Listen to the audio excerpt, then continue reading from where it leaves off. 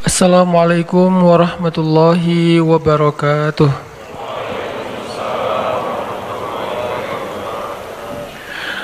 Alhamdulillahi rabbil alamin. Nahmaduhu wa nasta'inuhu wa nastaghfiruh. Asyhadu an la ilaha illallah wahdahu la syarikalah. Lahul mulku wa lahul hamdu wa huwa ala kulli syai'in qadir. Wa asyhadu anna Muhammadan abduhu wa rasuluhu la nabiyya ba'dah. Allahumma salli wa sallim wa barik ala sayyidina wa habibina wa maulana Muhammadin wa ala alihi wa sahbihi ajma'in. Rabbi syrah li sadri wa yassir li amri wa hlul 'uqdatan min lisani yafqahu qawli. Radina billahi rabba wa bi Muhammadin nabiyya wa bil islami dina. Teman-teman yang dirahmati Allah Subhanahu wa taala, ahlan wa sahlan fi halaqatinal jadid. Selamat datang dalam halaqah kita yang Rabu malam. Dan alhamdulillah setelah Ramadan kita sudah melakukan 3 pertemuan. Kalau tidak salah ini yang ketiga ya. Setelah Lebaran, dan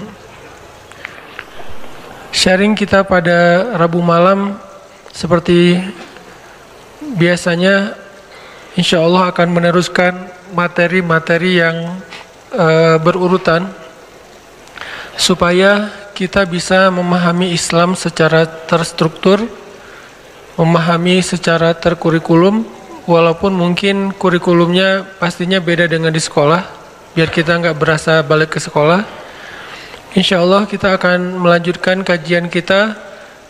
Kalau di dalam kitab Riyadhus Shalihin itu setelah bab ikhlas ada bab as-sidq atau bab tentang jujur.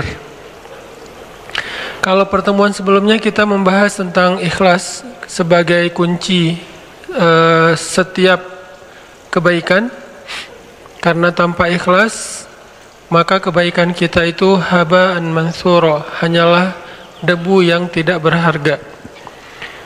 Dan menjaga keikhlasan bukan hanya ketika kita sedang melakukan satu kebaikan, tapi bahkan setelahnya atau bahkan beberapa lama setelah itu, bisa sampai akhir hayat kita.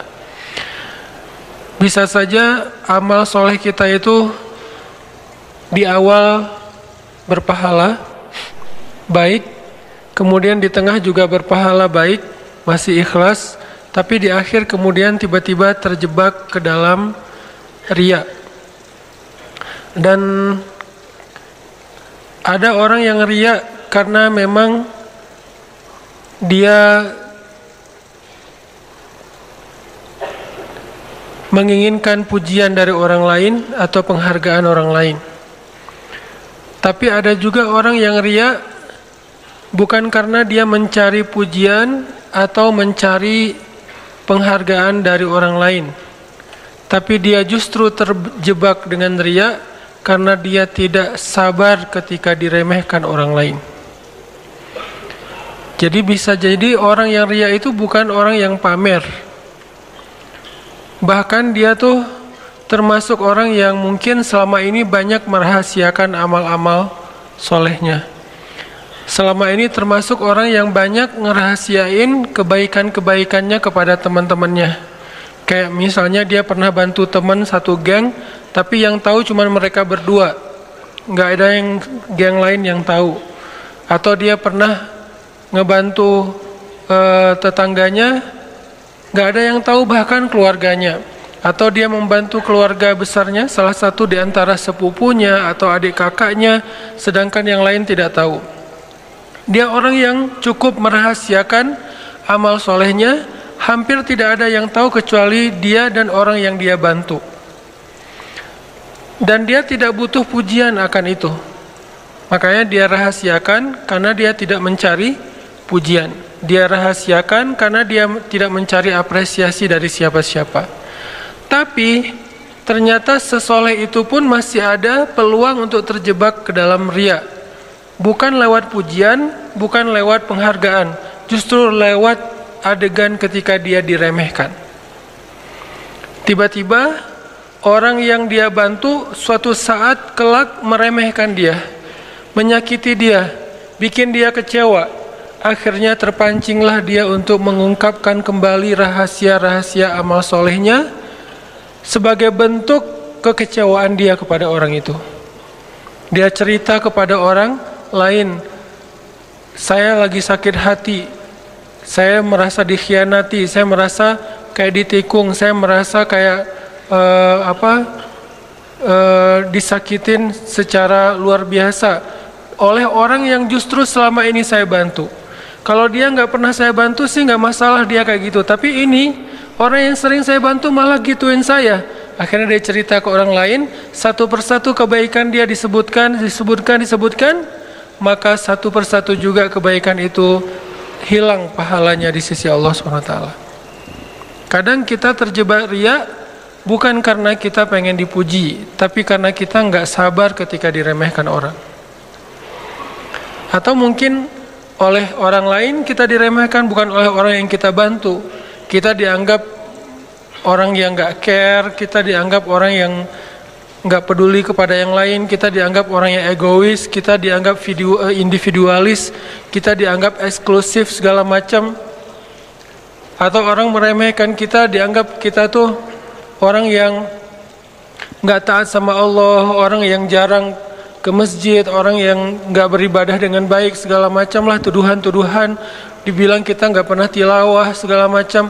Akhirnya kepancinglah kita untuk nunjukin beberapa kebaikan kita yang pernah kita lakukan secara sembunyi-sembunyi, bukan karena ingin dipuji, karena kita nggak mau diremehkan.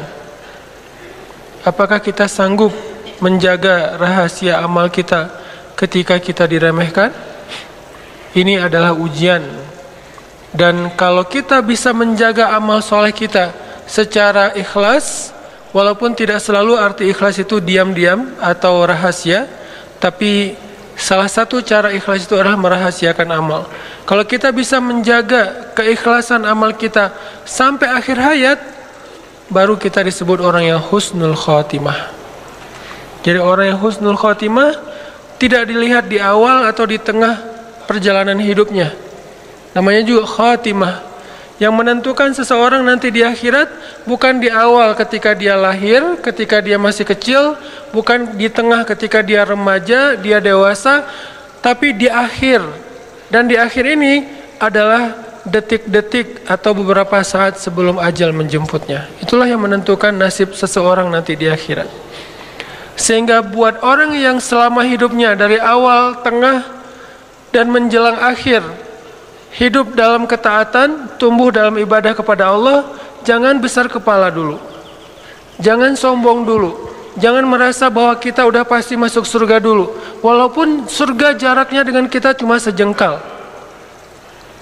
Walaupun surga jaraknya dengan kita cuma sejengkal, belum tentu kita akan masuk. Kenapa?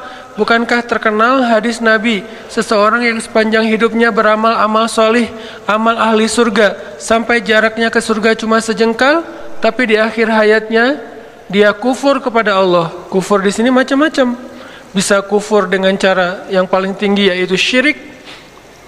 Tiba-tiba dia sakit keras, berobat secara ilmiah lewat dokter, lewat terapis, ternyata tidak terlalu membuahkan hasil. Akhirnya dia kepancing untuk datang ke paranormal, mulai menggunakan ilmu-ilmu black magic, mulai kepada para sihir. Akhirnya dia meninggal pula dalam kondisi seperti itu. Bukankah ini su'ul khatimah? Walaupun sepanjang hidupnya dia beramal solih. Bisa juga akhir hayatnya kufur bukan dalam bentuk syirik, tapi dalam bentuk sombong dan riya. Karena riya ini adalah syirik kecil. Bisa jadi dia riya, mungkin dia tidak disebut orang kafir, dan insya Allah tidak akan abadi di neraka. Cuman akhir hayatnya ini justru menguras semua pahala-pahala dia menjadi kosong. Yang harusnya dia termasuk orang yang ashabul maimanah, atau bahkan was-sabiqun as-sabiqun.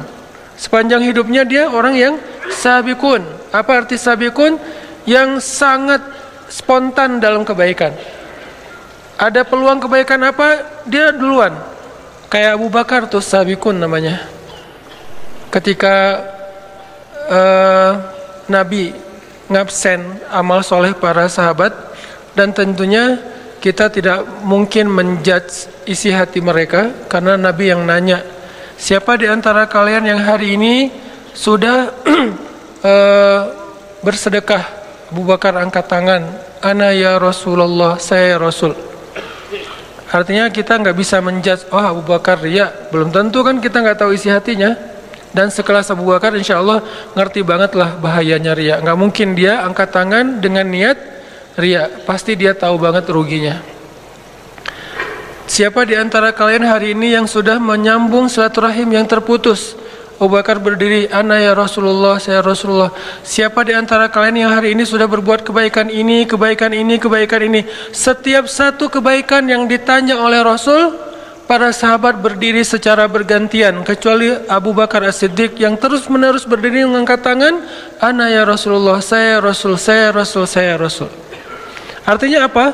Dalam satu hari Abu Bakar itu melakukan kebaikan yang orang lain berbagi, share. Nggak mungkin dilakuin sendiri, tapi Abu Bakar melakukannya sendiri. Ini namanya as-sabiqun. Di dunia fahumus sabiqun, nanti di akhirat, sehingga dikenal dengan istilah was-sabiqun as-sabiqun. Orang yang di dunia berlomba-lomba, spontan, cepat, wasari'u dalam kebaikan, maka nanti dia di akhirat menjadi orang yang duluan masuk surga. Makanya ada dua kata sabiqun. Was-sabiqun as-sabiqun, artinya was-sabiqun yang berlomba-lomba di dunia, maka as-sabiqun nanti akan berlomba-lomba masuk surga di akhirat. Bisa jadi dia was-sabiqun as-sabiqun, bukan hanya ashabul yamin atau maimanah, tapi di akhir hayatnya justru dengan amal-amalnya yang istimewa itu kan lebih gampang kepancing buat ria ya. Kalau amalnya biasa aja ngapain ria? Justru karena amalnya istimewa, hafal Al-Qur'annya banyak, baca tilawahnya banyak, tahajudnya itu udah bertahun-tahun, puasanya kalau perlu bahkan puasa bukan hanya Senin Kamis tapi Daud, kemudian sedekahnya di atas rata-rata orang lain, umroh setiap berapa bulan sekali, haji setiap tahun, kayak Ibnu Mubarak setahun haji setahun berjihad. Pokoknya amalnya itu di atas rata-rata. Justru itu ujian untuk merahasiakan, menjaga keikhlasan itu akan lebih berat. Maka di akhir hayat, kalau dia terpancing untuk cerita ketika usianya udah kakek-kakek, seperti yang saya pernah cerita, saya pernah duduk di sebuah ruang DKM masjid di satu daerah lah di Indonesia, lagi ada acara tabligh akbar kayak gini di sebuah masjid. Karena emang saya jarang datang ke situ, akhirnya alhamdulillah anak muda yang mau ikut taklimnya rame, sampai ya sekitar 10.000 lah, sampai memenuhi pelataran masjid. Setelah selesai acara kan 10.000 anak muda ini kan berarti semuanya dapat pahala mencari ilmu, sholat berjamaah, berjalan ke masjid dan seterusnya kan, pahalanya banyak banget, itikaf, ribat. Wah, kalau kita breakdown, itu kebaikan dari satu adegan itu banyak banget. Adegannya cuma satu, ke masjid, duduk, dengerin taklim, tapi kebaikannya bisa banyak. Dan dikali 10.000 minimal.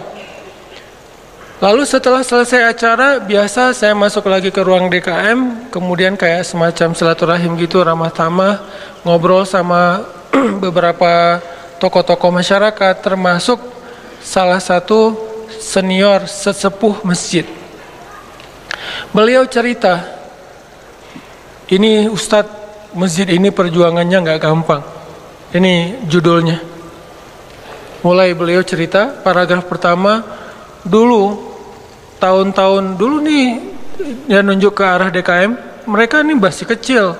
Jadi karena beliau paling senior, kakek-kakek, DKM-DKM-nya masih usia ya sekitar 40. Mereka masih kecil, masih anak-anak, lari sana lari sini, belum tahu. Untuk memperjuangkan masjid ini nggak gampang Ustadz. Pertama, membebaskan lahan aja itu sengketa dengan warga, kita sempat didemo, sampai dibawa ke pengadilan segala macam, rame, sampai saya pernah didatangin polisi malam-malam, cerita perjuangan beliau untuk bisa ngebangun masjid dari awal, dari pembebasan lahan. Kemudian lahan udah dapat, kemudian bikin IMB, bikin masjid, itu nyari funding untuk mendirikan masjid itu juga nggak gampang. Saya juga jual tanah Ustadz demi bisa ngedirin masjid, cuman nggak cukup, cuman bisa untuk mihrab. Jadi mihrab ini tanah saya dulu. Saya jual tanah, saya bangun seukuran mihrab, ya kurang lebih bisa untuk orang sholat 50 orang. Kemudian kita funding ke teman-teman, keluarga segala macam sampai berdiri masjid. Tapi masih sepi. Akhirnya saya bikin yayasan. Itu ADRT yayasan saya yang bikin. Terus macam-macam dia cerita. Alhamdulillah sekarang masjidnya ramai. Tapi saya nggak mau menjudge ya. Saya hanya ngasih contoh. Makanya saya nggak nyebutin tempat, nama dan seterusnya. Yang jelas, bagaimana kalau beliau menceritakan ini, di awal niatnya adalah pengen sharing, pengen ya namanya orang berbagi pengalaman ya. Tapi tiba-tiba datang setan di tengah, yuwaswis. Ya memang kamu nih hebat, kamu yang berjasa apa segala macam, yuwaswisu fi sudurin nas. Tiba-tiba, dan salah saya waktu itu, saya kayak ngangguk-ngangguk terus kayak terkesima gitu, muji. Pas saya muji, beliau jadi semakin semangat kan menceritakan. Makin dipuji makin semangat. Dan saya nggak tahu, yang jelas beliau yang lebih tahu dengan Robnya. Bagaimana kalau dalam kondisi kayak gitu, kita terpancing oleh setan atas pujian orang lain kepada kita. Atau lebih beratnya lagi, udah sebegitu besar perjuangan kita diremehin oleh generasi berikutnya yang nggak tahu perjuangan kita. Kan itu ujian lebih berat ya.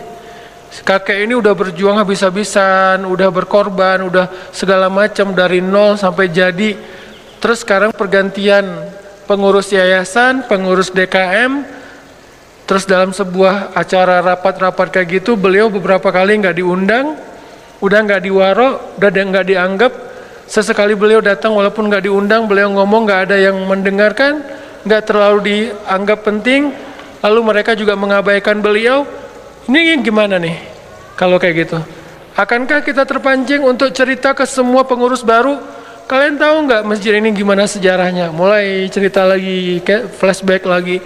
Akhirnya satu persatu yang diceritain habis.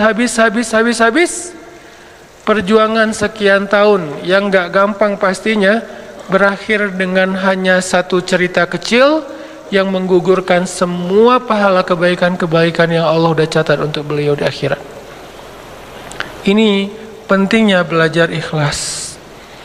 Dan bisa jadi teman-teman, dari sekian puluh atau mungkin ratus atau mungkin ribu amal soleh yang kita kerjain, mungkin hanya satu amal soleh kecil yang bahkan kita nggak ingat, udah lupa, yang sampai kepada Allah. Sisanya nggak sampai.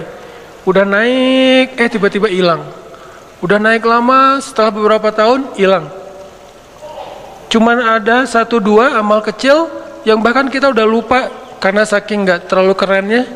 Tapi itu yang sampai kepada Allah Subhanahu Wa Taala. Makanya kata Nabi, la tahqiranna minal ma'rufi syai'ah. Janganlah kalian meremehkan amal kecil, walaupun sekedar tersenyum di wajah saudara kalian ketika kalian bertemu. Walaupun sekedar tersenyum riak gitu. Gua habis tersenyum loh. Tersenyum lapor-lapor. Gua hari ini tersenyum 10 kali. Kan enggak ya? Tapi kalau tawaf, cerita orang umroh tuh, yang pernah umroh pasti ngerasain banget tuh.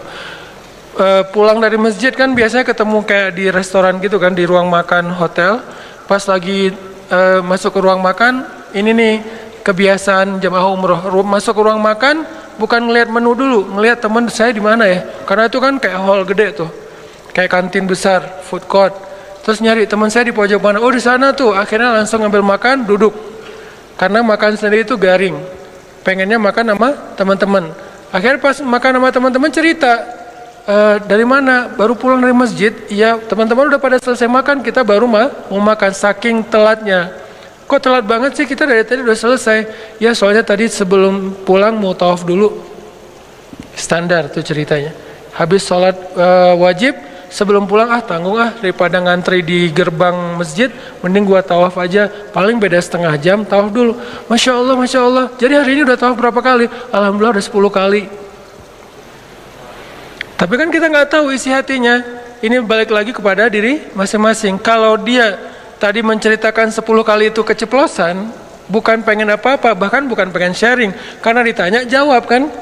Berapa kali keceplosan ngomong 10 kali, pas udah kata 10 itu terucap, datang setan. Jadi setan itu nungguin kita. Bukankah dia ya jeri majrad dam, dia mengalir dalam darah kita, terus dia nungguin banget.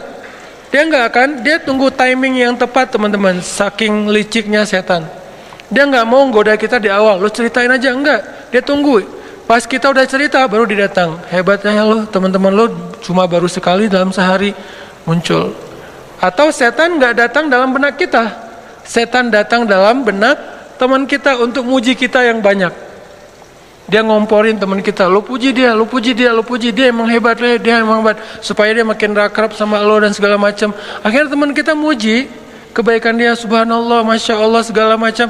Akhirnya orang yang dipuji makin mulai besar kepala, mulai terbang, mulai tidak sadarkan diri.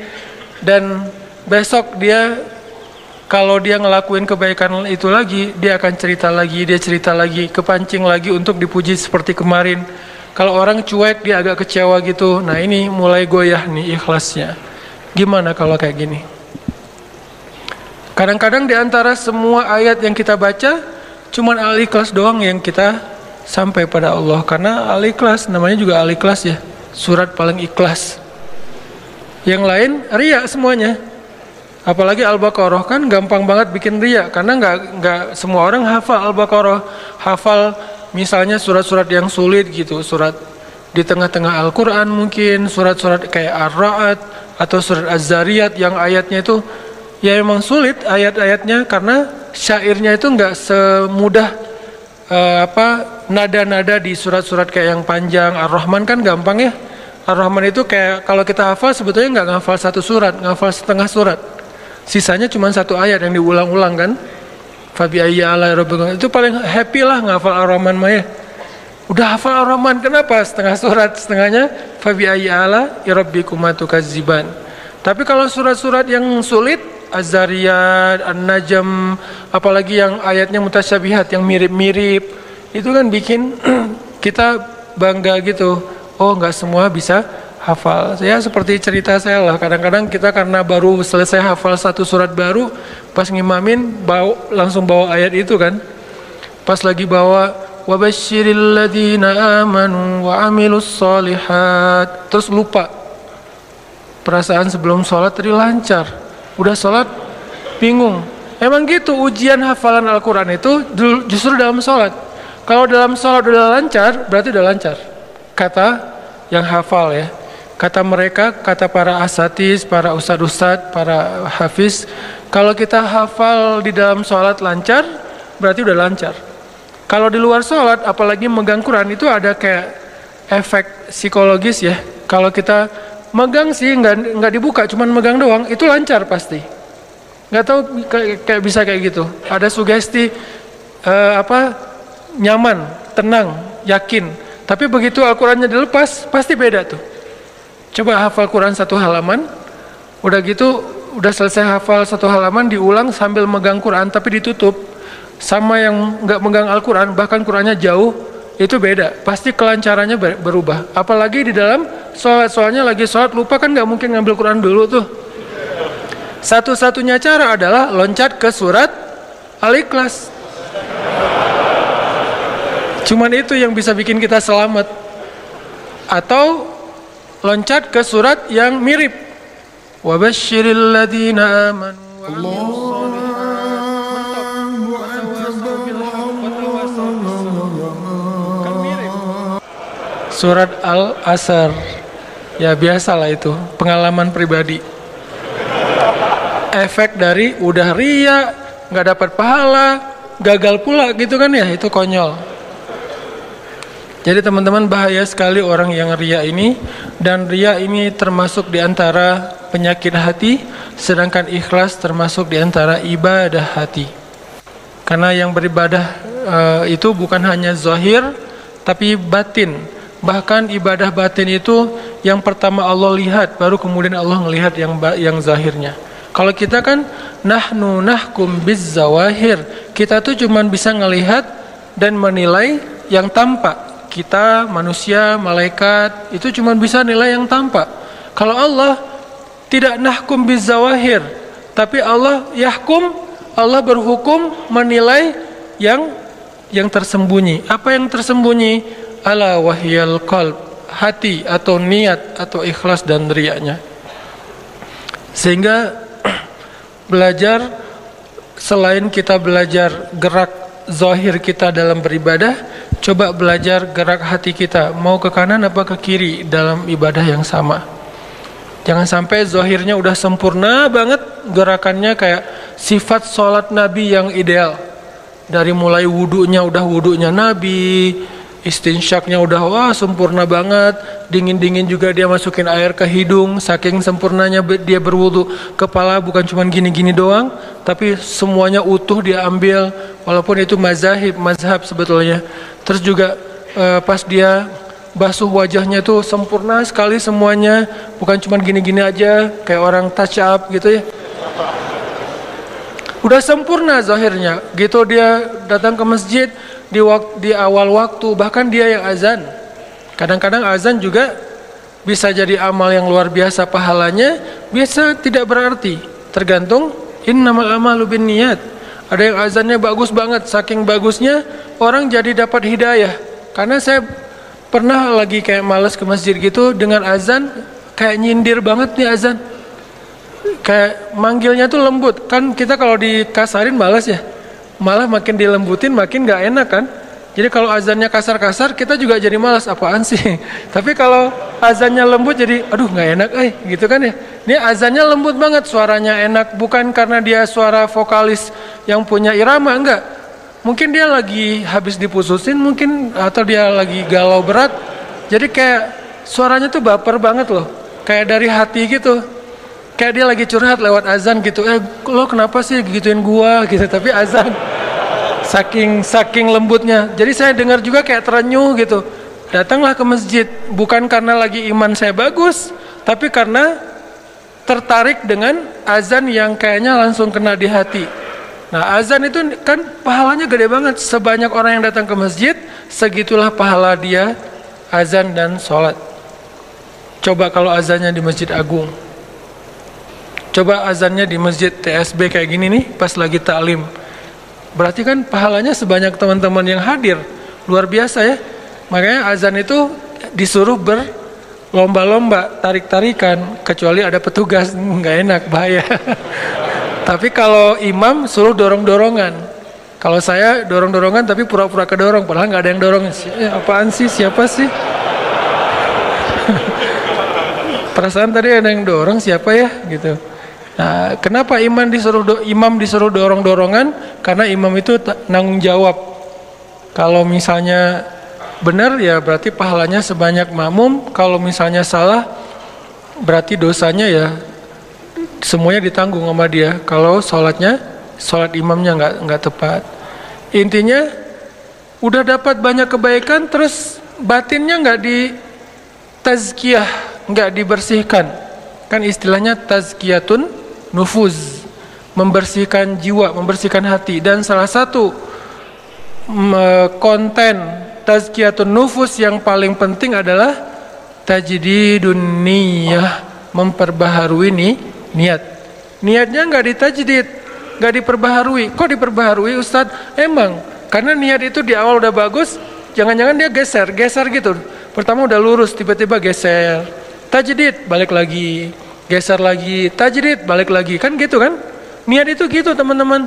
Kegeser oleh apa? Tadi oleh pujian, oleh dicuekin, oleh dikecewain, oleh diremehin, bergeser tuh.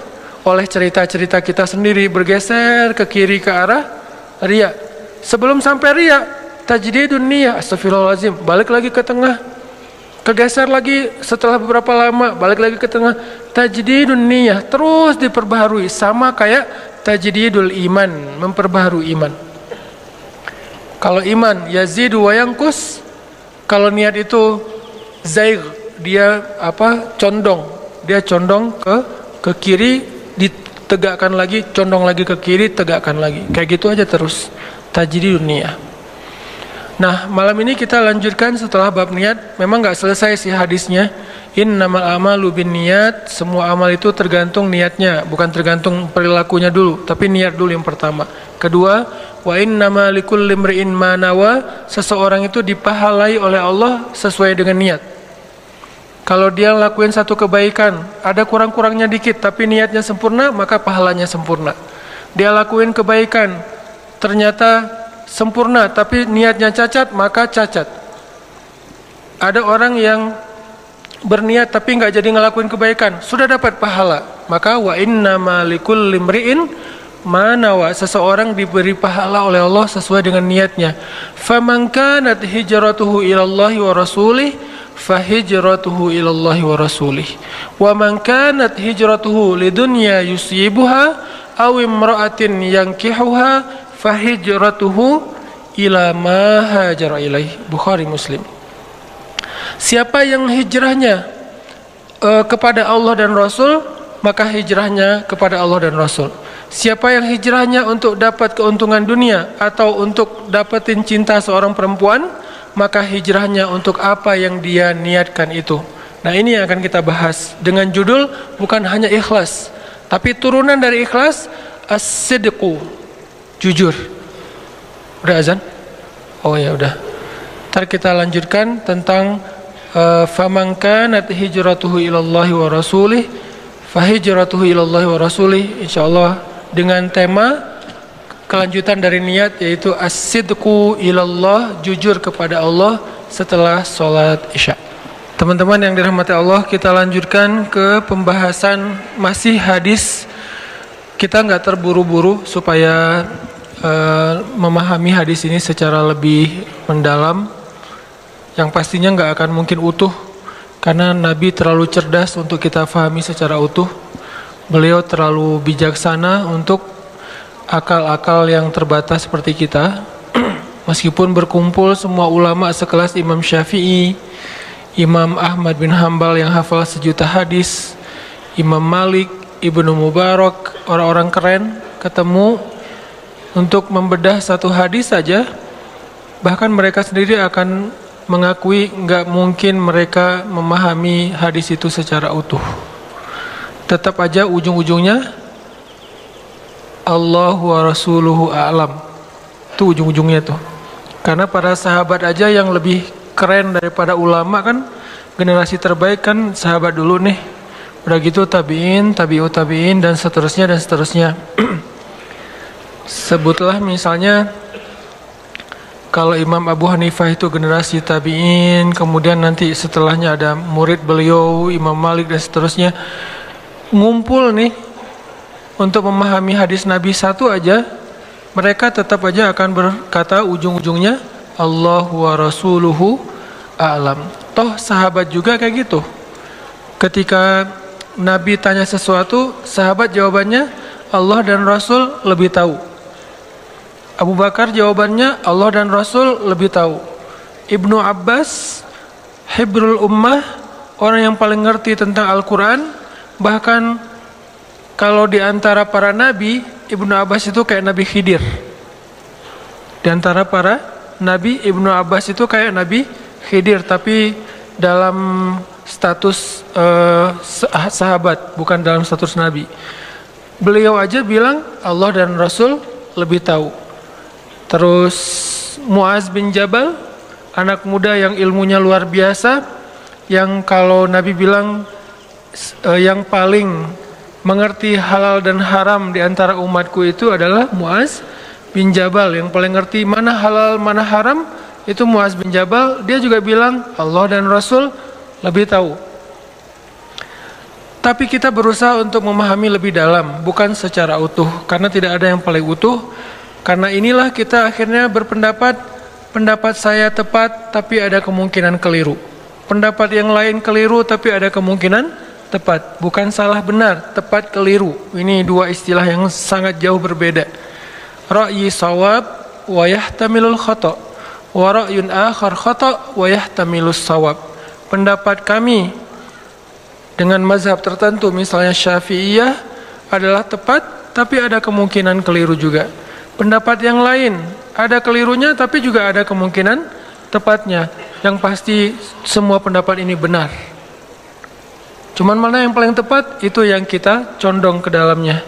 Cuman semuanya benar. Semua Ahlus Sunnah wal Jamaah, dari Malikiyah, Hanabilah, Syafi'iyah, Hanafiyah, atau nanti mazhab-mazhab yang lain di antara mazhab fikih yang enggak terkenal selain 4 ini, semuanya benar di antara Ahlus Sunnah wal Jamaah. Cuman mana yang paling tepat, yang menurut kita nyaman dengan argumentasi dalil dan ilmiahnya, akhirnya kita coba ikuti. Antara NU, Muhammadiyah, nanti ada Persis, ada macam-macam, termasuk organisasi-organisasi masyarakat berbasis agama dan seterusnya. Semuanya berusaha berijtihad untuk lebih memahami ayat dan hadis, tapi tidak ada satupun yang memahaminya secara utuh, termasuk kita. Hanya mencoba untuk lebih dalam memahami teks tersebut. Nah, hadis innamal a'malu binniyat, selama ini mungkin kita hanya mendengar satu, mungkin sebagian teman-teman hafal sampai akhir, tapi mayoritas orang Islam di Indonesia hanya tahu satu kalimat pertama di antara 4 baris kalimat itu. Hanya innamal a'malu binniyat, udah kita jelaskan. Wa innamal likulli imri'in ma nawa juga udah alhamdulillah kita jelaskan, walaupun jauh dari sempurna. Sekarang kita coba masuk ke bait ketiga dan 4. Faman kanat hijratuhu ilallahi wa rasulih fahijratuhu ilallahi wa rasulih. Wa man kanat hijratuhu lidunya yusibuha awimra'atun yankihuha fahijratuhu ila ma hajara ilaih. Apa makna dari bait ketiga dan 4 setelah 2 bait pertama? Kalau kita bisa kasih judul biar merangkum semua makna, maka bait ketiga dan 4 ini bisa kasih judul as-sidqu ilallah, jujur kepada Allah. Atau bisa juga kita kasih judul berakad dengan Allah. Itu judul bait ketiga dan keempat. Bisa dikasih judul jujur kepada Allah, bisa dikasih judul berakad dengan Allah, bisa juga dikasih judul melibatkan Allah. Jadi semua yang pernah kita bahas selama ini tentang libatkan Allah dalam urusan kita, apalagi jujurlah pada Allah, pasti Allah akan jujur pada kita, segala macam, itu kalau mau ditarik mana teks rujukannya, maka rujukannya adalah faman kanat hijratuhu ilallahi wa rasulih fahijratuhu ilallahi wa rasulih.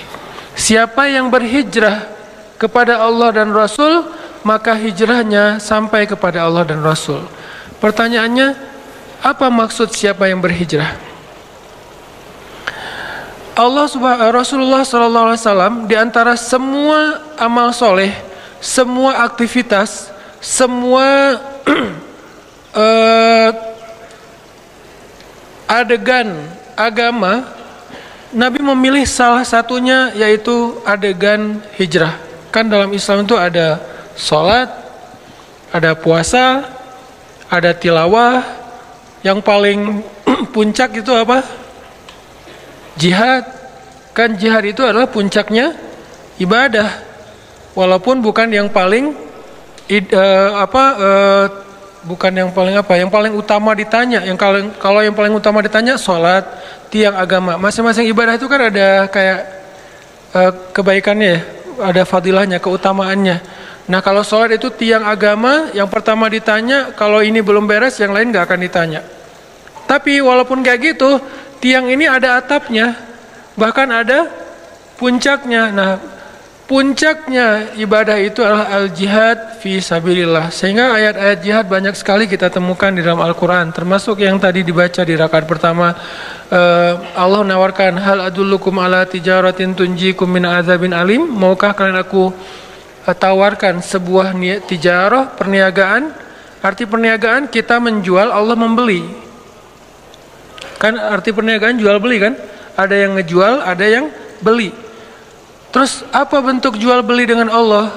Allah katakan jual beli dengan Allah itu adalah tu'minuna billah wa rasulih wa tujahidun. Kalian percaya dulu sama Allah, Karena nggak mungkin kita jual beli dengan seseorang transaksi kalau kita nggak percaya sama dia. Kita bertransaksi karena kita percaya. Misalnya kita membeli barang, kita menjual barang, kita percaya dia akan bayar sesuai dengan perjanjian. Jangan-jangan ntar kayak misalnya dia bayarnya pakai terming, 3 kali bayar. Kalau kita nggak percaya sama dia gimana? Nggak berani kita pakai terming, harus uang dulu baru saya kasih barang. Dia juga gitu.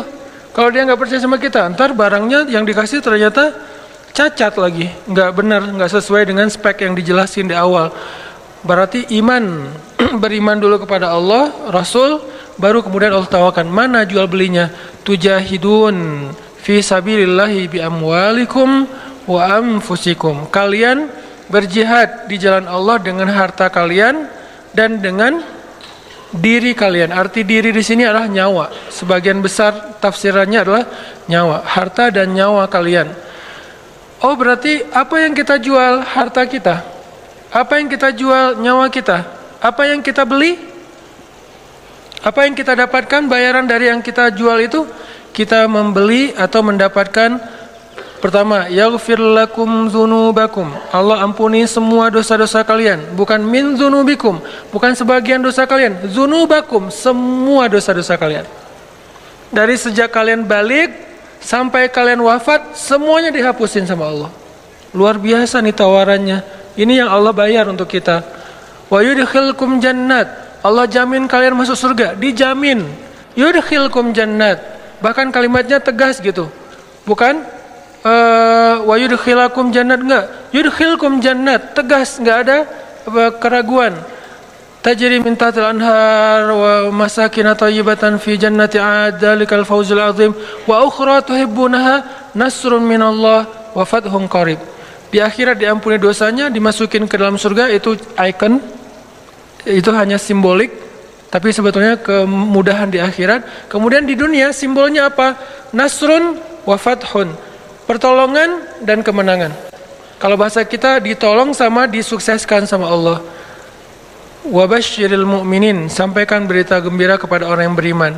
Ini jihad. Kenapa Nabi nggak bilang famankana jihaduhu ilallahi wa rasulih, atau juhduhu ilallahi wa rasulih fajuhduhu ilallahi wa rasulih? Kenapa hijratuhu? Kenapa di antara sekian banyak amal-amal yang keren, sholat, puasa? Puasa itu kan junnah kan, perisai. Salat itu tiang agama, imaduddin. Jihad itu sanamul amal, puncaknya amal. Kan masing-masing ada keutamaannya nih. Kenapa Allah Rasul nggak milih hajj? Faman kana hajjuhu ilallahi wa rasulih, faman kana umratuhu ilallahi wa rasulih, faman kana qiraatuhu wa tilawatuhu ilallahi wa rasulih, faman kanat nikahuhu gitu.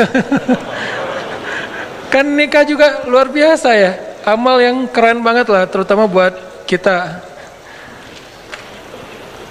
Bisa dibilang di antara sekian amal, kalau disuruh lakukan dengan sukacita, yang paling sukacita pastinya menikah. Itu sukacita banget. Yang gak sukacita mantannya, justru dia mah sukacita. Ini kenapa enggak famangkanat akad nikahnya kepada Allah dan Rasul? Kenapa di antara sekian banyak amal Nabi memilih hijrah? Kenapa tahun Islam dikenal dengan tahun Hijriah? Kenapa enggak dikenal dengan tahun Bi'sah? Apa Bi'sah? Pengutusan Nabi. Jadi tahun Bi'sah 1 adalah Iqra bismi rabbikal ladzi khalaq, ketika Nabi dapat wahyu pertama. Kenapa enggak dihitung dari Nabi dapat wahyu? Kan itu paling luar biasa ya. Kejadian mengubah peta dunia, mengubah peradaban dunia, mengubah segala sesuatu di dunia dari gelap menjadi terang kan dimulai dari tahun pertama Bi'sah, Nabi dapat wahyu. Sehingga ketika Nabi hijrah itu berarti tahun 13 Bi'sah.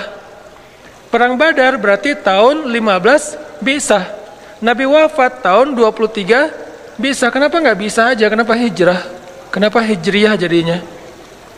Padahal bisa itu kalau kita mau kalau kita mau baca itu kejadian yang luar biasa. Bahkan Jibril aja menampakkan wujud aslinya kepada Nabi cuma 2 kali. Satu ketika wahyu pertama, yang kedua ketika Mi'raj ke langit. Cuma 2 kali itu Jibril menampilkan wujud aslinya. Sisanya semuanya editan kalau bahasa kita. Diedit oleh Allah dalam bahasa fatamatsalaha, memisalkan diri. Bukan wujud aslinya, memisalkan diri, menjelma bahasa Indonesianya, menjelma sebagai seorang laki-laki yang sempurna, laki-laki yang keren, yang ganteng, yang ideal banget. Itulah Jibril. Kenapa nggak tahun Bi'sa? Atau kenapa nggak tahun Isra dan Mi'raj? Sehingga bisa dibilang Nabi hijrah pada tahun kedua Isra atau kedua Mi'raj. Kayak gitu-gitulah. Kenapa hijrah? Saking pentingnya peristiwa ini. Saking pentingnya peristiwa ini. Seolah-olah hijrah itu adalah awal dari segala sesuatu. Kalau niat itu adalah kunci dari segala sesuatu, hijrah itu awal dari segala sesuatu. Di dalamnya terkandung juhdun, jihad. Di dalamnya terkandung ta'atun, taat. Di dalamnya terkandung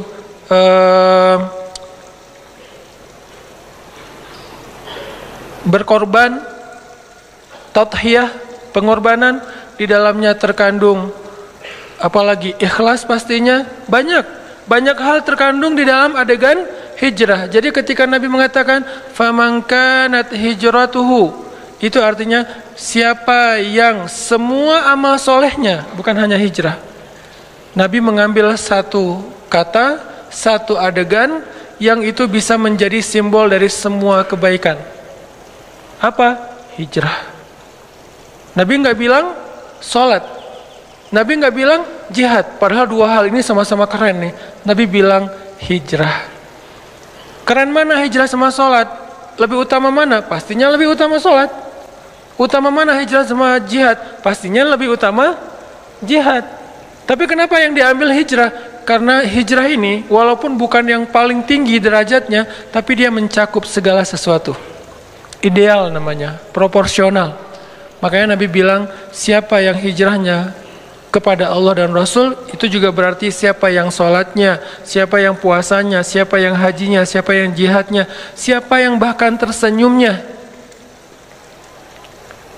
karena Allah dan Rasul, maka apa yang dia lakukan itu akan sampai kepada Allah dan Rasul. Apa arti sampai kepada Allah dan Rasul? Fa ilallahi wa rasulih, artinya Allah yang akan menolong dia sampai ke akhir dari perjalanan itu.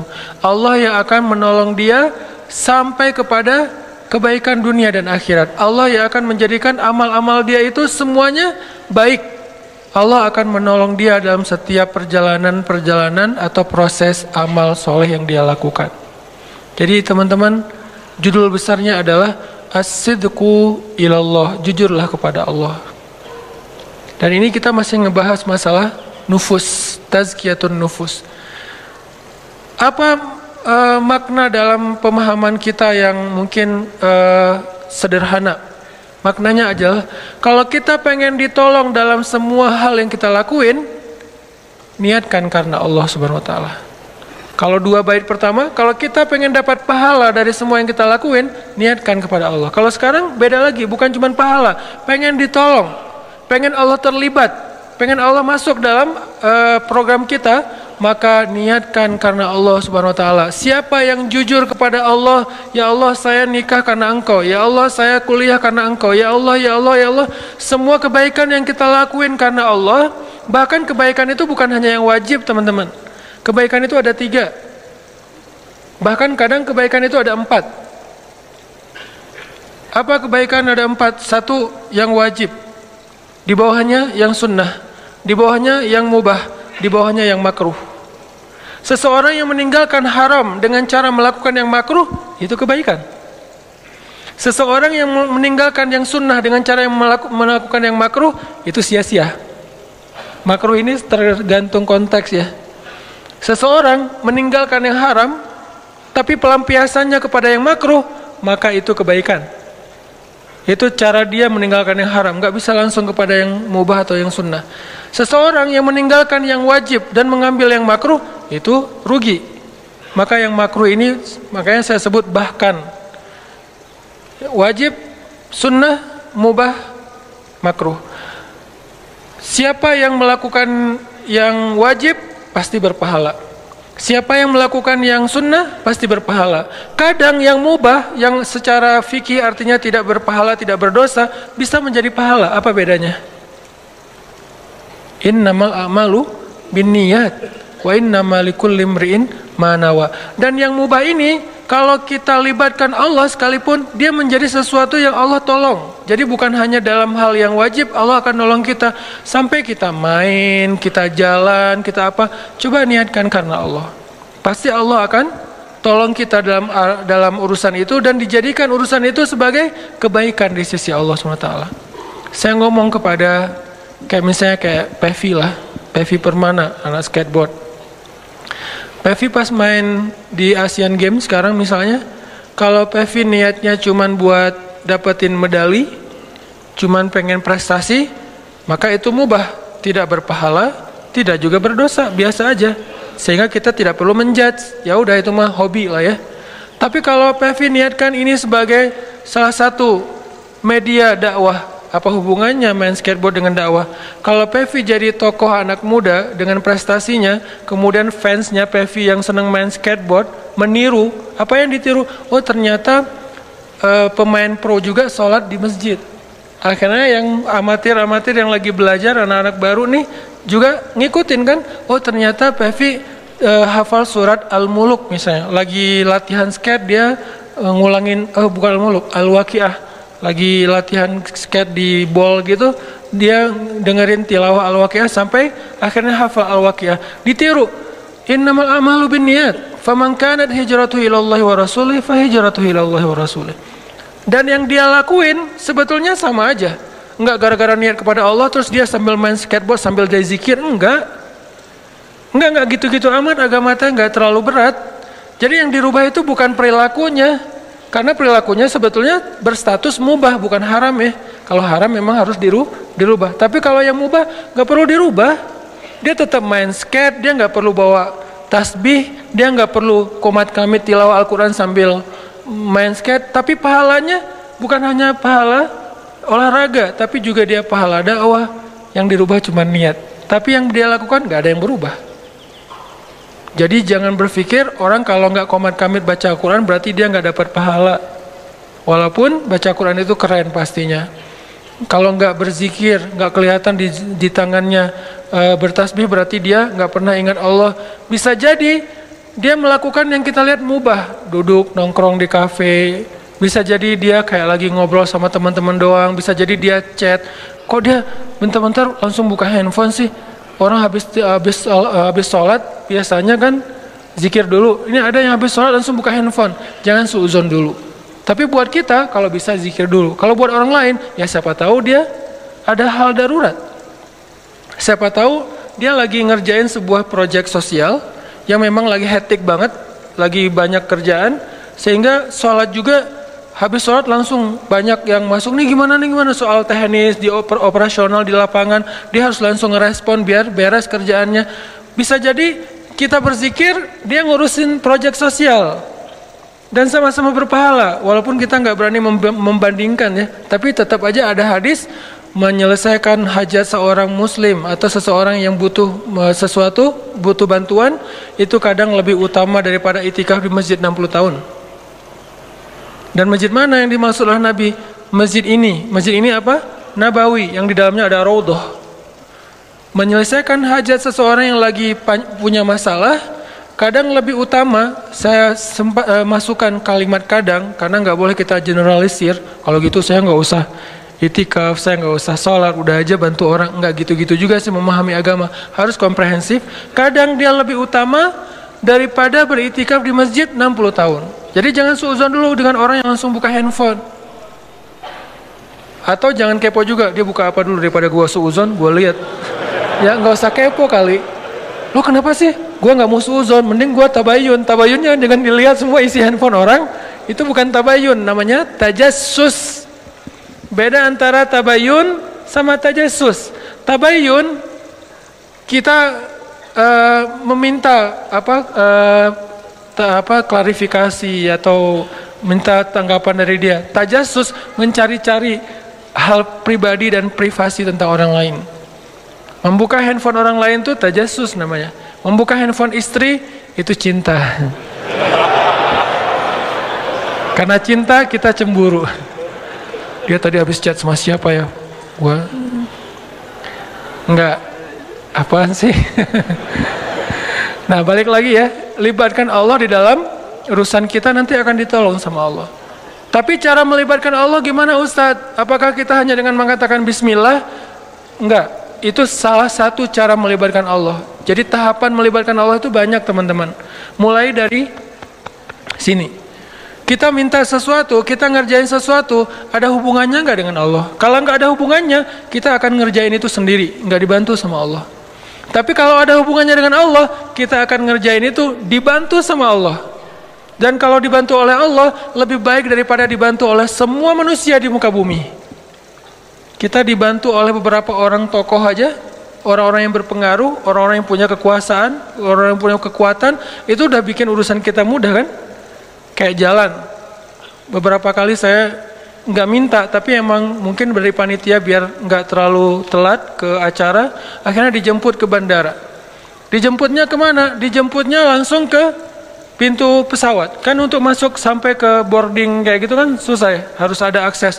Dijemput langsung ke boarding ke pintu pesawat, nanti bagasinya langsung saya kasih baggage tag gitu, mereka yang akan ambil bagasinya, saya langsung dibawa ke mobil, terus pakai forwarder sampai ke venue. Saya berpikir, ini dibantu manusia aja urusannya semudah ini, gimana kalau dibantu Allah? Dibantu manusia aja urusan semudah ini. Saya pernah telat karena acaranya itu kan terlalu tight schedule ya. Akhirnya kalau misalnya saya telat, berarti pesawatnya cancel dong, karena nggak sempat check in. Akhirnya kata teman-teman di bandara, beberapa ada yang bikin komunitas. Alhamdulillah nih luar biasa teman-teman bandara, terutama Surabaya ya. Mereka udah bikin komunitas pekerja bandara khusus untuk LO-in para ulama. Jadi kalau ada Ustadz Abdul Somad, siapa yang datang ke Surabaya, mereka langsung akan ngejemput, mereka mudahkan urusan di bandaranya.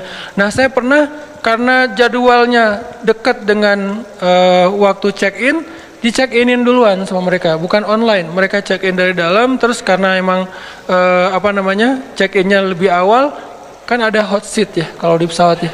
Ada VIP bukan VIP, bisnis. Ada yang first class, bisnis, hot seat. Hot seat itu kursi depan, 1 sampai berapa gitu. Nah, dikasih hot seat kenapa? Biar Ustadz nanti keluarnya jadwal berikutnya kan kalau keluarnya lama karena ngantri dulu, nanti telat lagi. Ya udah, karena jadwalnya terlalu padat nih, Ustadz taruh di depan, terus nanti bagasinya langsung dikasih ke teman-teman di bandara berikutnya, baggage tag-nya. Dimudahkan banget sehingga pas datang-datang disediakan lunch. Jadi pas tadi belum sempat makan siang, ya udah Ustaz makan siang di bandara aja. Oh ya udah nggak apa-apa. Saya pikir makan siang di bandara nanti di stand-stand gitu kan. Ternyata langsung dimasukin ke lunch biar nyaman, katanya makan siangnya makan. Saya berpikir, aduh mudah sekali ya kalau dibantu oleh manusia, dibantu oleh teman, dibantu oleh murid, dibantu oleh sahabat. Mudah urusan kita. Gimana kalau dibantu sama Allah? Itu manusia dengan keterbatasannya bisa memudahkan urusan kita banget loh. Gimana kalau Allah? Dan dia mau bantu kita karena siapa? Allah menggerakkan hatinya. Kalau dia sebel sama saya, mana mau dia bantu saya? Kalau dia misalnya nganggap saya bukan siapa-siapa, nggak penting nih orang, nggak akan dibantu kan? Karena Allah menggerakkan hatinya, Allah bikin dia respect ke saya, Allah bikin dia ngerasa saya seseorang. Bukan saya seseorang, Allah bikin dia ngerasa saya seseorang, merasa kayak kalau bantu Ustadz dapat pahala, kalau ini kan lillahi ta'ala kan? Berarti siapa yang menggerakkan hatinya? Allah. Dan itu bukan hanya dalam kasus itu, dalam kasus apapun, termasuk kalau kita lagi ada kerjaan apa, segala macam. Kadang-kadang mungkin bukan mau main belakang ya, tapi tetap kita butuh orang untuk memudahkan urusan kita. Kadang-kadang kita udah jujur, tapi karena mungkin kurang gitu, akhirnya jadi dizolimi. Ini karena ada orang dalam, jujur ya, jadi profesional. Banyak hal lah, contoh-contoh kehidupan kita sehari-hari. Ini ditolong oleh manusia aja bisa mudah. Gimana kalau ditolong oleh Allah Subhanahu wa Ta'ala? Makanya kita begitu antusias, begitu semangat untuk bangun network. Saya harus banyak teman, biar kemana-mana mudah. Anak-anak skuter, anak-anak Vespa misalnya, di mana-mana punya teman, geng, komunitas. Jadi pas Vespanya rusak di tengah jalan, jam 1 malam, dia nggak susah-susah nyari teman. Misalnya rusaknya di Ciamis, masa nelfon teman di Bandung sampai ke sana 7 jam lagi kan ya? Ya udah dia nelfon temennya yang dekat-dekat sana. Kalau nggak kenal, dia nelfon dulu yang di Bandung. Oh ada tuh temen gue, lo dari daerah mana? Dekat ini. Ditelepon temennya jam segitu kan biasa, namanya juga komunitas biasa malam suka nongkrong apa, belum tidur, datang. Ternyata datang, bantuin akhirnya ngobrol, malah makan durian atau apa enak gitu ya sambil nonton Piala Dunia atau apa. Itu kan karena jadi turun di mana? Oh ada durian, turun aja. Ternyata ada yang kenal. Nih kasih durian yang paling bagus. Kalau enggak mungkin dipilihin udah mahal tapi enggak memuaskan. Ini kasih yang paling bagus. Bukan kita enggak bayar, tetap bayar. Namanya juga dagang ya, tetap bayar. Cuman dikasih yang paling bagus. Terus kita bisa sambil ngobrol-ngobrol, ketawa-ketawa.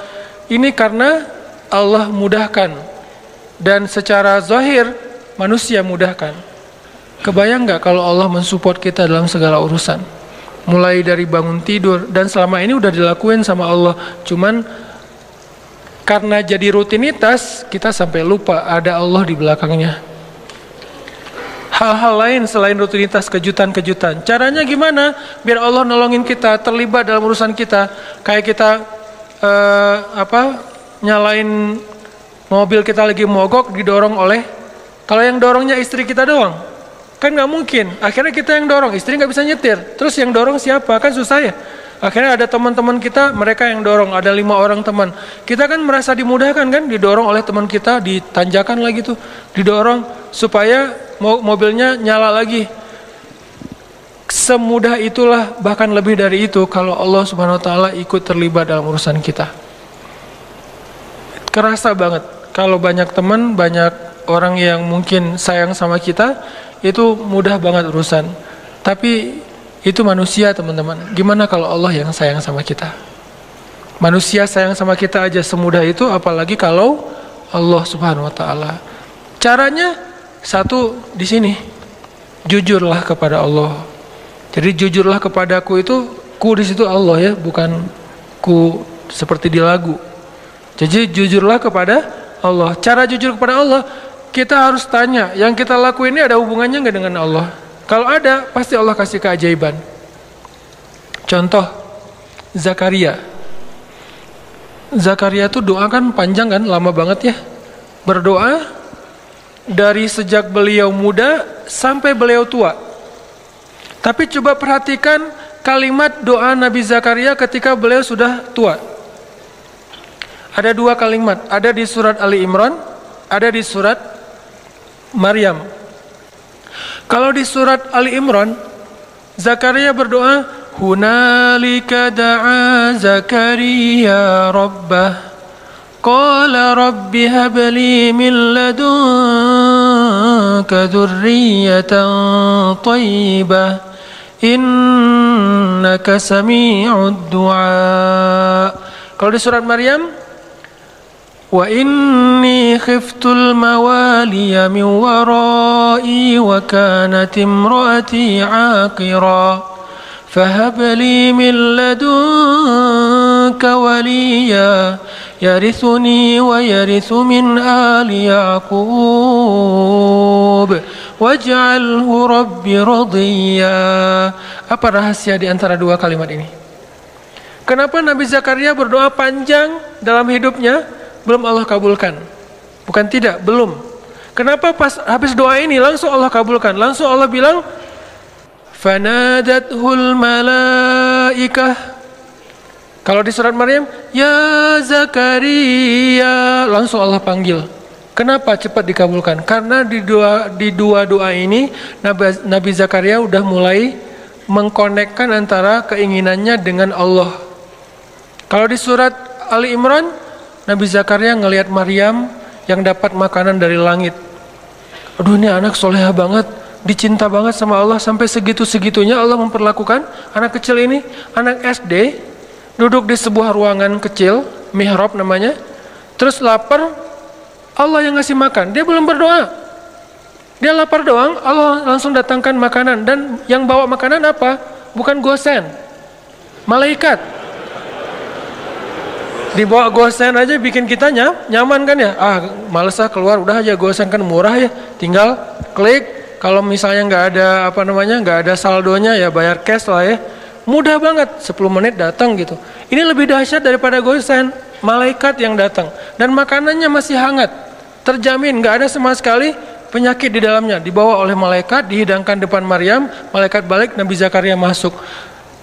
Kata Nabi Zakaria, ya Maryam, anna laki hadza, kamu dapat dari mana makanan ini? Kan paman belum kirimkan, ini baru paman bawa. Kata Maryam, huwa min indillah, Allah yang kirim. Anak SD ngomong gitu. Ada nggak anak SD sekarang? Dek, dapat dari mana? Allah yang kirim, om. Wah, itu soleha banget kan? Tingkat dewa tuh luar biasa. Allah yang kirim. Ya memang nggak ada lagi, emang adanya cuman di zaman itu. Maryam sampai bilang, dari Allah paman, Allah yang kirim.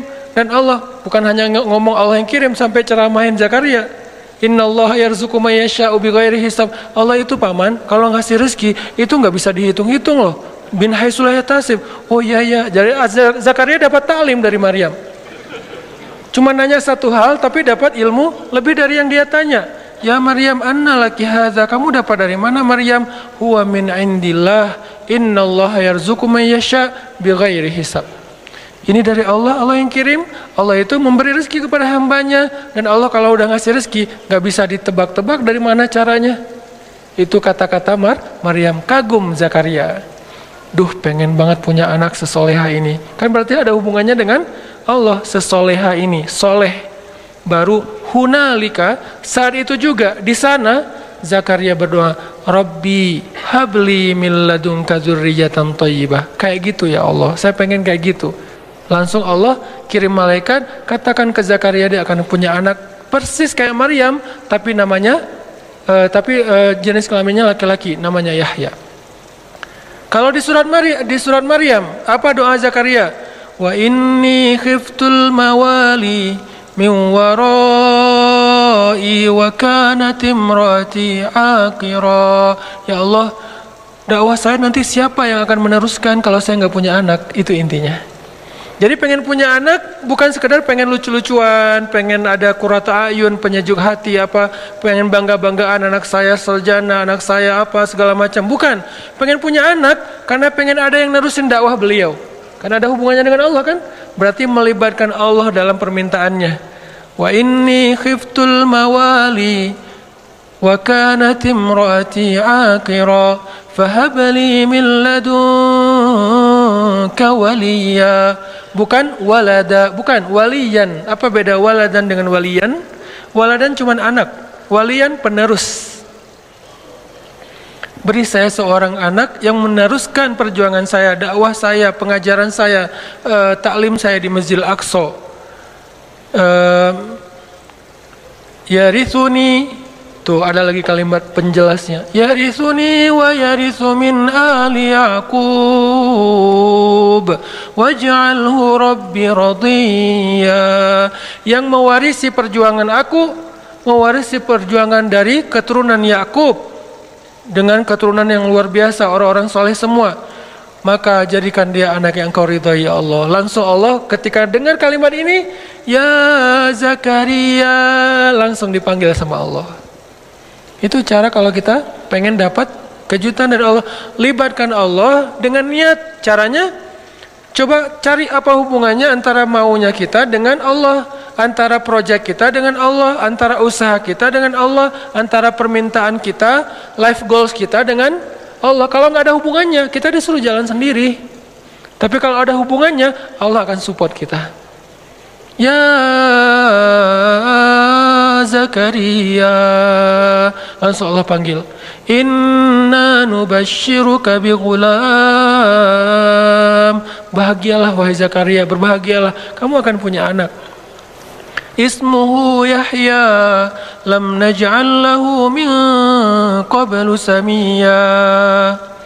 وآتيناه الحكم صبيا وحنانا من لدنا وزكاة وكان تقيا وبرا بوالديه ولم يكن جبارا عصيا وسلام عليه يوم ولدا ويوم يموت ويوم يبعث حيا. Spesifik, luar biasa nih, dikasih dengan spesifik yang istimewa. Bukan cuma, nih anak laki-laki yang kamu minta. Enggak, Allah langsung kasih tahu anaknya itu kayak gimana.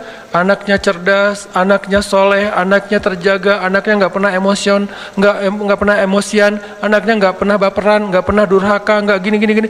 Baik banget. Kalau di surat Ali Imran, dia siddiqan wa hasuran wa nabiyan, musaddiqan wa hasuran wa nabiyan. Anak yang meneruskan perjuangan dakwah, anak yang hasur, menjaga kehormatan, anak yang nabiyan, menyampaikan kebenaran. Ini luar biasa. Kenapa? Karena Zakaria mengaitkan keinginannya dengan Allah. Jadi kalau kita punya satu keinginan, punya satu, bahkan mungkin bukan hope tapi wish, sesuatu yang kadang-kadang kayak nggak kebayang kita bisa nggak sih? Nggak masalah, make a wish. Kita bikin sebuah harapan yang menurut kita mungkin susah diwujudkan, tapi ketika sebuah harapan yang kita anggap sesuatu yang nggak mungkin dilibatkannya kepada Allah, apa sih yang nggak mungkin buat Allah? Apa sih yang sulit buat Allah? Bukankah semuanya itu ada dalam pengaturan Allah? Biyadihil mulk. Arti biyadihil mulk, semuanya itu dalam kekuasaan Allah Subhanahu wa taala. Terserah Allah mau diapain, caranya di sini. Faman kanat hijratuhu ilallahi wa rasulih fahijratuhu ilallahi wa rasulih. Akhirnya para sahabat yang berhijrah, dalam konteks hijrah, berhijrah meniatkan karena Allah.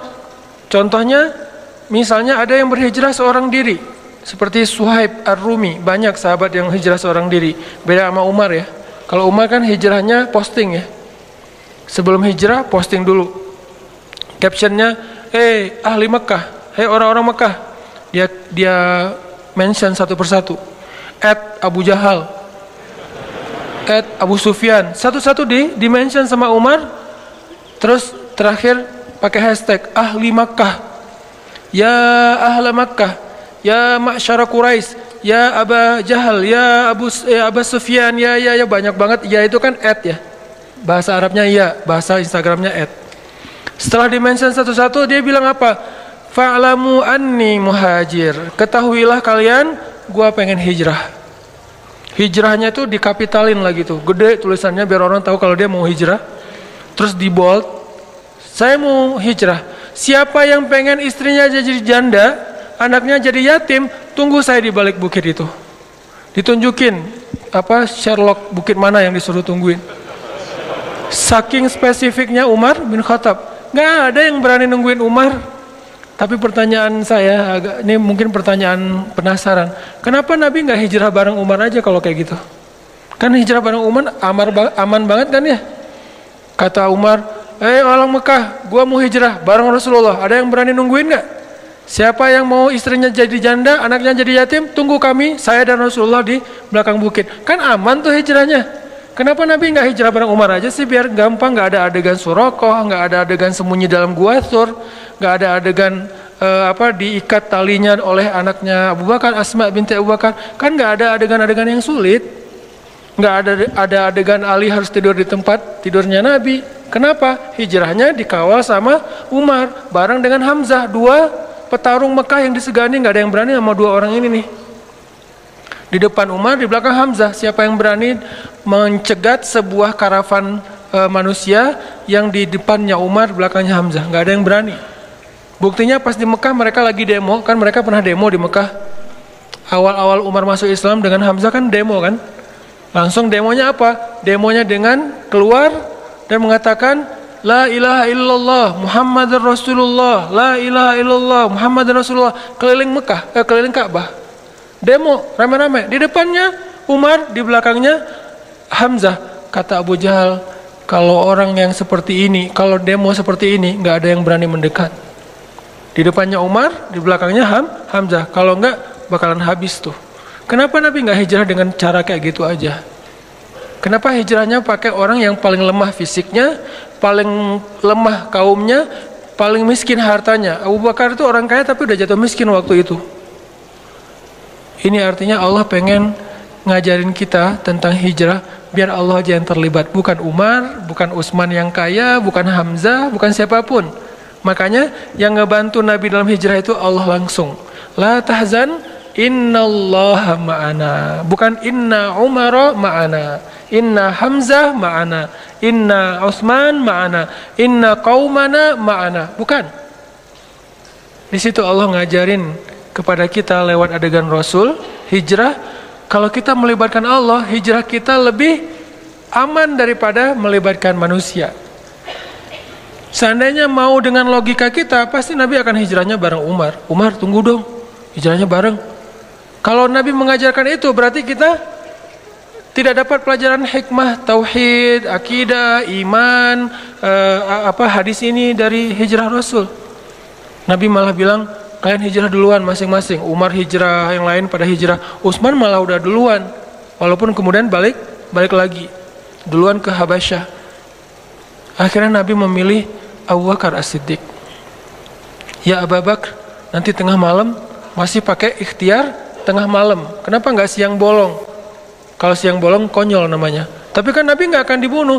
Kalau Nabi nggak akan dibunuh, tapi kalau kita niru Nabi, kita akan dibunuh. Jadi Nabi tidak mencontohkan sesuatu yang nggak bisa ditiru. Nabi mencontohkan sesuatu yang bisa ditiru oleh umatnya. Kalau beliau gampang, beliau punya mukjizat. Kalau Nabi mau, Nabi Musa itu membelah laut. Nabi Muhammad lebih dahsyat, membelah bulan. Lebih dahsyat daripada Musa. Musa belah laut, Muhammad membelah bulan. Sulaiman menguasai jin, Muhammad mengislamkan jin.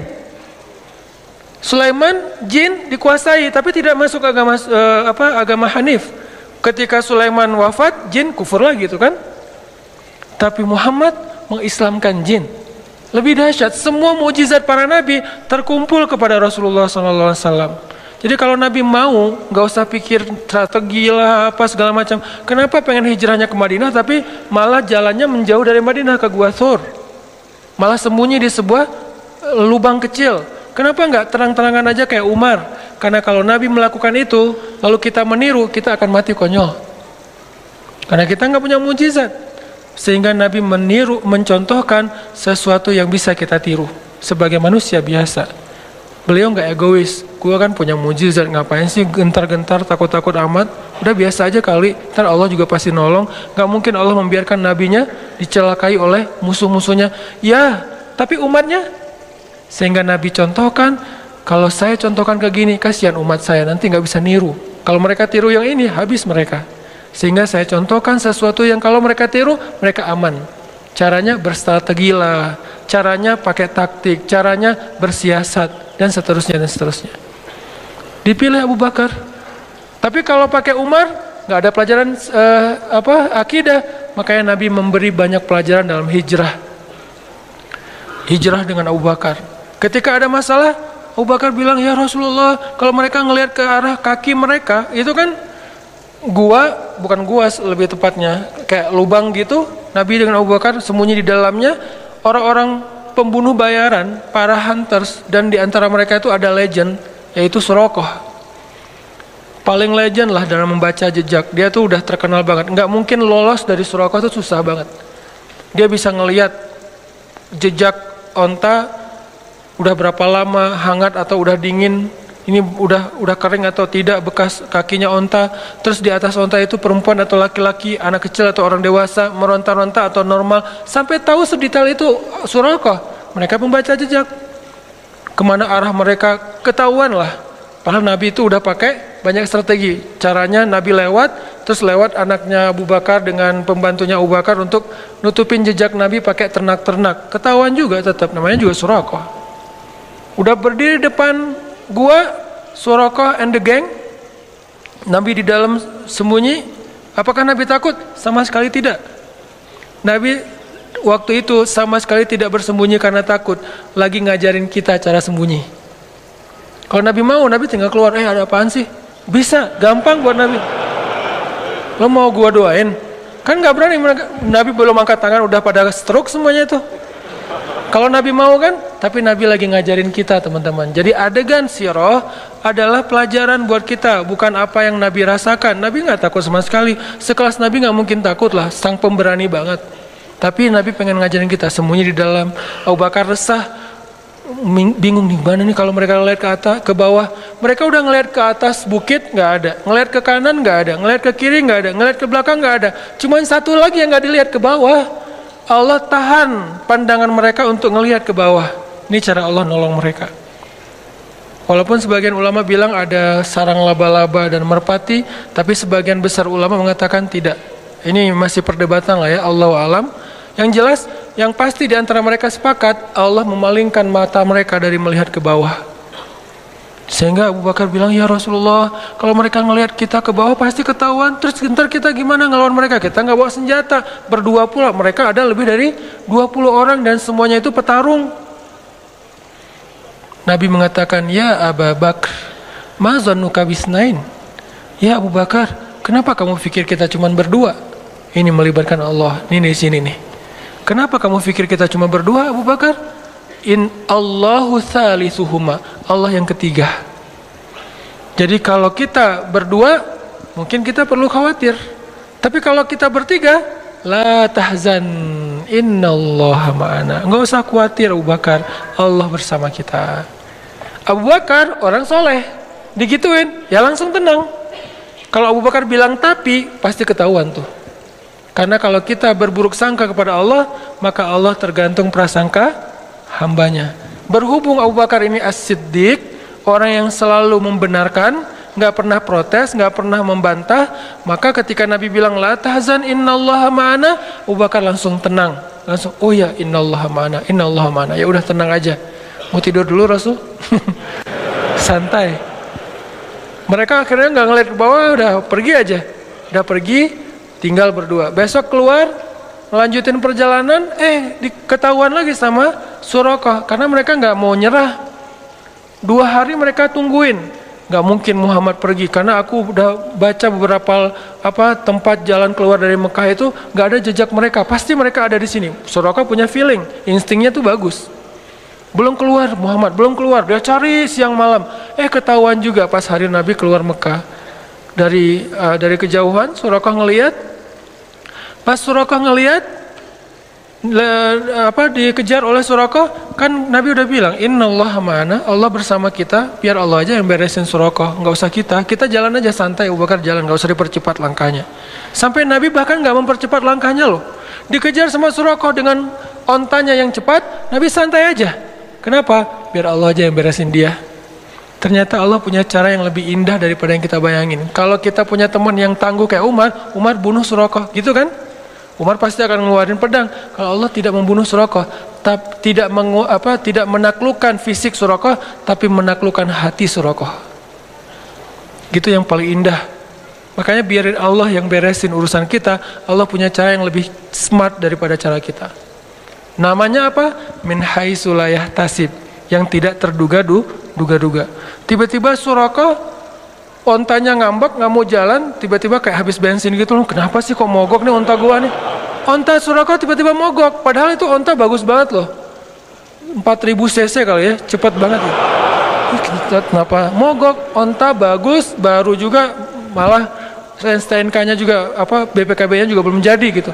Kok udah mau mogok? Heran Suraqah. Akhirnya Suraqah turun jalan, pas dekat dengan Nabi bilang, ya Suraqah, ma bika ya Suraqah, kamu kenapa sih Suraqah gini-gini amat sama saya, kata Nabi. Suraqah nggak enak gitu. Nabi itu kan orangnya kayak mempesona ya. Kalau Nabi udah menatap, orang lagi, aduh kegeeran. Nabi itu keren banget loh. Bukan dalam arti negatif ya, dalam arti nggak enak. Orang segan sama Nabi itu segan banget. Kalau ngelihat wajah Nabi langsung yang marah nggak jadi marah. Saking sempurnanya akhlak Nabi SAW. Jadi kalau Yusuf sempurna fisiknya, Nabi sempurna akhlaknya. Yusuf mempesona fisiknya, Nabi mempesona akhlaknya. Jadi kalau ada cewek ke Yusuf kelepek-kelepek, ke Nabi kelepek-kelepeknya jadi masuk Islam. Siapa? Sofia.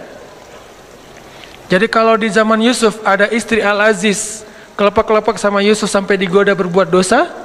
Kalau Nabi kelepek-kelepek bukan digoda buat dosa, jadi taat. Itu kan keren banget ya. Gara-gara dekat sama Nabi yang tadi benci banget, kata Sofia, tidak ada orang yang lebih saya benci di muka bumi daripada Muhammad. Tiba-tiba setelah beberapa saat Nabi ngomong, terkesima dengan kata-kata Nabi, santun banget, pemilihan diksinya tuh tepat banget, sampai kemudian dia bilang, tidak ada orang yang lebih saya cintai di muka dunia daripada Muhammad. Dari benci banget, jadi cinta banget. Langsung dia bilang, ya Muhammad, saya pernah mimpiin kamu loh, gitu ngomongnya. Tadi nggak ngomong, diam-diam aja, diam-diam baik. Sekarang saya pernah mimpiin kamu loh katanya. Sampai curhat, saya pernah mimpiin kamu loh. Mimpi gimana? Saya pernah mimpi tiba-tiba di atas kota Madinah ada rembulan sempurna, bulat, terang, jelas, lalu jatuh ke pangkuan saya. Itu kan mimpi romantis banget ya. Jatuh ke pangkuan saya, dan kata suami saya, itu maksudnya saya nanti akan dinikahi oleh engkau Muhammad, tapi saya ditampar oleh suami saya. Ya iyalah, lo mimpi gitu cerita ke suami ya pasti masih mending ditampar. Wah ini bahaya nih, selingkuh dalam mimpi. Akhirnya Nabi Muhammad melamar Sofia karena emang Allah sudah memilihkan Sofia untuk Rasulullah. Saking istimewanya Sofia ini, karena orang yang menikahi Rasulullah itu bukan Rasulullah berhasrat ke dia, enggak. Allah yang berhasrat ke dia. Hasrat apa? Hasrat terhadap kesolehannya. Karena Allah cinta kepada Sofia, ya udah, kayaknya nggak ada cowok yang pantas buat Sofia selain Muhammad. Cinta kepada Aisyah, nggak ada cowok yang pantas buat Aisyah selain Muhammad. Cinta kepada Ummu Salamah, nggak ada cowok yang lebih pantas buat Ummu Salamah daripada Muhammad. Jadi ini cewek-cewek yang di atas rata-rata yang nggak mungkin nikah kalau nggak dengan Nabi Muhammad, akhirnya dijadikan istri Rasul. Kalau ada yang lain datang nggak level. Buktinya apa? Fatimah juga kayak gitu. Ketika ditawarin ke Abu Bakar gimana ya gitu. Tawarin kepada Umar juga kata Rasul gimana ya. Tapi pas Ali, Rasul langsung ridho. Kenapa? Levelnya hanya untuk Ali, yang paling ideal Fatimah itu. Begitu juga istri-istri Nabi. Nah artinya apa teman-teman? Surakoh pas dilihat oleh Nabi, mabik ya Surakoh. Nabi ngomong gitu bukan, Surakoh, oh dasar lu ahli neraka apa segala macam. Enggak. Nabi enggak. Kamu ahli neraka, kamu apa, celaka kamu. Enggak, Nabi enggak pernah mengeluarkan kata-kata yang badhi, kata-kata yang rendahan. Nabi bilang, mabik ya Surakoh. Surakoh langsung, jadi tadi pakai pedang terus langsung disarungin, disembunyiin belakang jubah gitu. Terus dengerin, Nabi bilang, ya Surakoh, gimana kalau misalnya kamu memakai mahkota dan jubahnya Kisra Raja Persia, kata Surakoh. Ya Raja Persia, mau. Coba, Nabi dalam keadaan lemah, baru diusir dari kampungnya, nawarin baju jubah Raja Persia yang nggak mungkin didapatkan kecuali menaklukkan negerinya. Kan ini nggak make sense ya, kayak nggak logis gitu kan tawarannya. Abu Jahal kemarin nawarin, siapa yang membawa pulang Muhammad hidup atau mati, gua kasih 100 ekor onta. 1 ekor onta, kalau onta yang dipakai ke luar negeri harganya 200 juta kali 100 berapa puluh M kan. Dan Abu Jahal punya itu, ada ribuan ekor onta yang dia punya karena orang kaya. Surakoh tiba-tiba lupa dengan tawaran Abu Jahal, langsung bilang, mau Muhammad, saya pakai pakaian jubahnya Raja Persia yaitu Kisra. Kalau gitu caranya halangilah orang yang pengen mengejar kami. Oke, saya akan halangi. Apalagi Muhammad, apa yang bisa saya lakukan? Perlu saya dampingin? Nggak usah, kata Rasulullah. Akhirnya Rasulullah melanjutkan perjalanan. Surakoh kayak tertegun gitu. Loh, saya kenapa ya? Kayak habis dihipnotis gitu. Datang nih gengnya Surakoh, mau ngejar Muhammad. Surakoh, barengan, kita pengen share ini nanti onta. Kata Surakoh, teman-teman, saya udah meriksa semua daerah sini, dan kalian tahu saya yang paling jago membaca jejak, dan onta saya yang 4000 cc, kalian cuma 1500. Artinya paling cepat gitu. Saya nggak menemukan Muhammad. Pulanglah cari tempat lain. Mereka kan nggak bisa bantah kalau Surakoh kan senior gitu kan, daripada ntar dikerjain. Akhirnya ya udah balik aja. Nabi bisa selamat hanya berjalan berdua dengan Abu Bakar As-Siddiq. Kenapa? Melibatkan Allah thalithuhuma. Ma zannuka bisnain ya Abu Bakar? Kenapa kamu pikir kita cuma berdua Abu Bakar? Allahu thalithuhuma. Allah yang ketiga. Bisa nggak sih kita dalam hidup tuh bilang ke istri, ma zannuki isnain? Kenapa mama bilang kita cuma berdua, mah? Kan ada Allah yang ketiga di antara kita. Kan itu luar biasa ya. Atau istrinya yang ketika suaminya galau, mulai agak khawatir nih gimana ya, dalam pekerjaannya, istrinya bilang, "Pah, ma zannuka bisnain?" Allahu salisuhuma. Catat kalimat ini nanti. Ma zannuka bisnain. Gak bisa Ustaz, bahasa Arab susah. Udah bahasa Indonesia aja. Kenapa papa mikir kita cuma berdua, Pak? Kan Allah yang ketiga. Oh iya ya, Allah yang ketiga. Langsung Allah bantu tuh. Tapi kalau papanya bilang, tapi mah, nah berarti ana inda zanni abdi bi. Aku tergantung gimana persangkaan hambaku kepadaku. Libatkan Allah teman-teman dalam niat kita, dalam doa kita, dalam harapan kita, dalam pekerjaan kita. Pasti Allah bantu. Itu membahas tentang faman kanat hijratuhu ilallahi wa rasulih fahijratuhu ilallahi wa rasulih. Jadi artinya kerucutkan semua, konekkan semua yang kita lakuin itu dengan Allah. Harus ada reason, ini karena Allah, ini untuk Allah. Harus ada, harus temuin itu. Dan jujur, karena kalau kita bilang kayak gitu basa-basi, Allah kan tahu banget isi hati kita. Ya Allah, ini karena Engkau ya Allah, bukan karena apa-apa. Tapi kan Allah tahu, lu bohong, kata Allah. Gimana bahasa Al-Baqarahnya kalau masalah ini? Wa minan nasi may yaqulu amanna billahi wa bil yaumil akhir. Kata Allah, wa ma hum bimu'minin. Enggak kayak gitu kata Allah. Yukhadi'un. Mereka bermain-main, mereka mengelabui, mereka basa-basi. Kenapa? Fi qulubihim marad. Karena hatinya itu enggak jujur, hatinya berpenyakit. Jadi mending kita jujur sama Allah dan libatkan Allah, pasti ditolong. Nggak mungkin nggak, selama yang kita lakuin itu adalah masih dalam wajib, sunnah, mubah, paling minim makruh. Kalau yang haram bilang karena Allah, ya Allah ini karena Engkau, ya nggak mungkin. Masa kita melanggar syariat Allah, tapi karena Allah kan nggak mungkin ya. Sengaja saya minum khamar karena Allah. Mana ada yang kayak gitu-gitu. Sengaja saya berbohong karena Allah, enggak juga. Kecuali 3 bohong yang dibolehkan. Itu aja teman-teman. Insyaallah next week kita akan bahas lagi hadis ini. Saya hanya ingin hadis ini bukan hanya kita hafal, karena menghafalnya itu terserah masing-masing. Menghafal baik, nggak menghafal juga nggak dosa. Cuman kita jadikan hadis ini sebagai motivasi hidup. Kita jadikan hadis ini sebagai quote dalam hidup kita, supaya kita selalu bersemangat untuk taat kepada Allah. Barakallahu li wa lakum. Wassalamualaikum warahmatullahi wabarakatuh.